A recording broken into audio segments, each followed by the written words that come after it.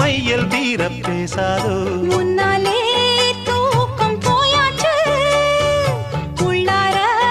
ஏதேதோ ஆயாச்சு நான் ஏரிக்கர மேலிருந்து 8 திசை பார்த்திருந்து ஏந்திழைக்கு காத்திருந்தேன் காணல்ல மணி 7